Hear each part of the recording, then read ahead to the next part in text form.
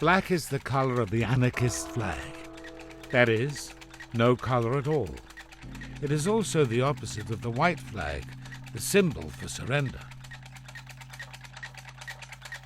In alle Klassen, Blumen geht, Hetman, Sabberstoff jetzt. Jinglach, Mädach, Kind und Gate, stoßen Pumpe, Bockett. Jinglach, Mädach, Kind und Gate, stoßen Pumpe, Bockett.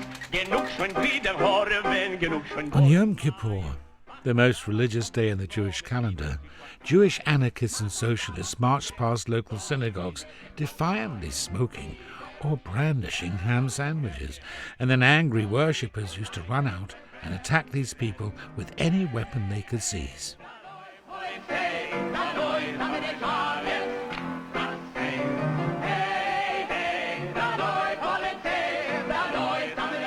After the tailors' strike of 1912, an old Jewish man stopped me in the street and said, "You are not a Jew, but you are a man."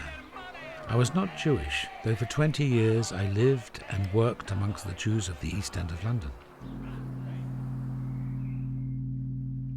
History is concerned with loss, for without loss we cannot reinvent ourselves. Which is why anarchism has had to reinvent itself in many ways since my time. This film is about loss, the loss of memory, the destruction and loss of our urban heritage. It is about those empty gaps in history which are difficult to fill, those images and ideas that we no longer have access to, that made us what we were, that gave us ideas and optimism about our collective powers and our futures.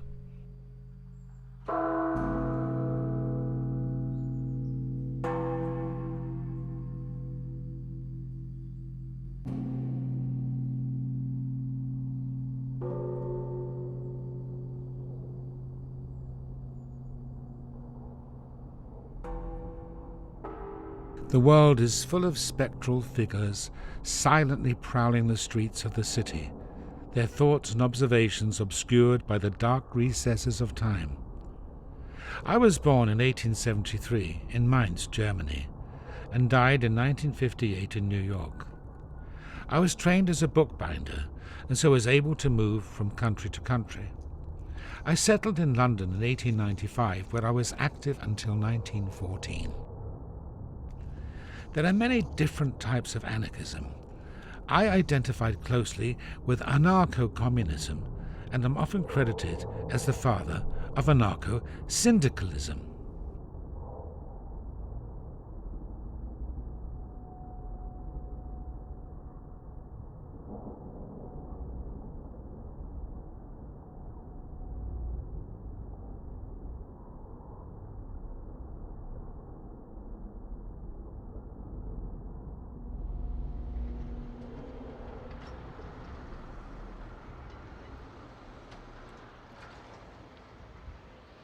Through my being, I convey memory. I am your urban guide, your archival voice. So let a wheezy old ghost, all but forgotten, guide you through the streets that once harbored bigger ideas than who waves which flag. A ghost who saw protest as a form of life and who followed the principle that power and politics don't mix. When you dedicate your life to a political cause, you soon discover that the gift of memory is stronger than any precious metal. But where are those memories? Are they still in the places we leave behind?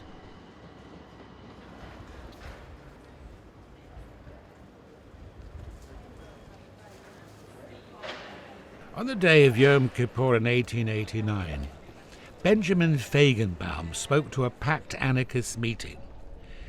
"If there is a God, and if he is almighty as the clergy claims he is, I give him just 2 minutes to kill me on the spot, so that he may prove his existence." 2 minutes passed. The band struck up a revolutionary song, and Feigenbaum exclaimed, "See, there is no God."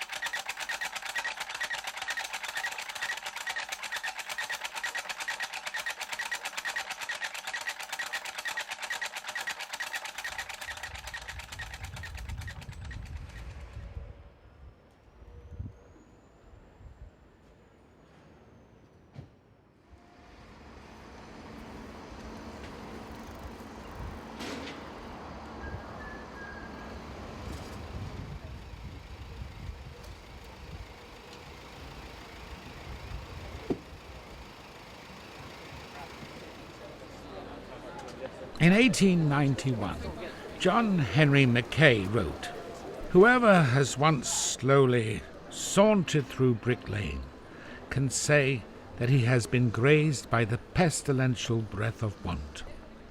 Whoever has gone astray in its side streets has walked along the edge of the abyss of human suffering. The Jews' quarter, the poorest of the poor, the victims of the exploiters, the sweaters, tailors, and small tradesmen, infinitely contented, beasts of burden bearing the impossible, satisfied with 6, yes, 4 pence for 18 hours daily labour, completely lost in dull resignation, they are the most willing subjects of the exploiters, and force wages down to far below the starvation point."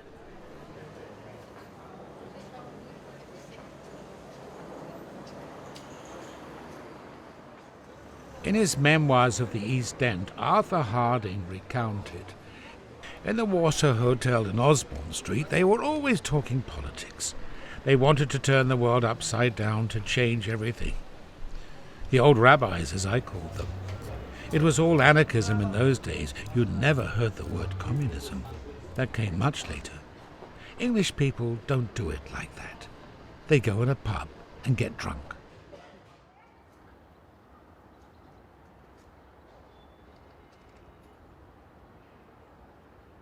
Set up in 1885, the Club of the Jewish Revolutionists was located here.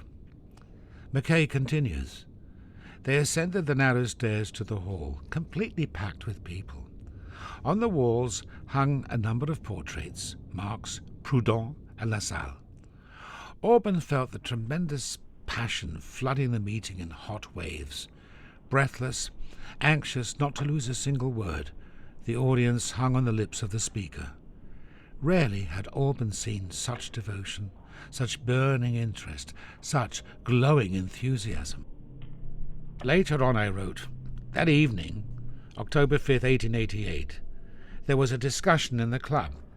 Should a Jew be a socialist?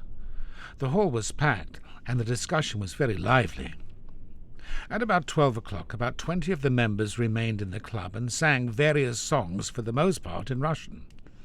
That same evening, once again, the cold stones of this neighbourhood were warmed by the fresh blood of 2 other women. Those 2 unfortunate women were cut up in the same way as the first 4. There were people who thought the Jews were responsible for the Jack the Ripper murders.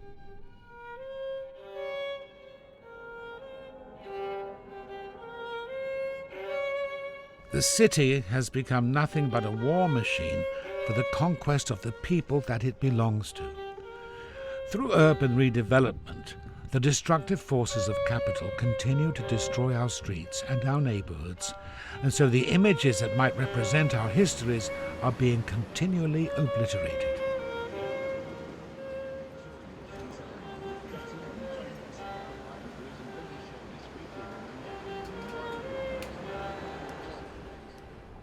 A map of connecting places. The images and after-images of what we have lost in the ruins of the city reveal the hidden histories of ordinary people. But these are the images that are blotted out by the forces of urban renewal and the powers of global capitalism.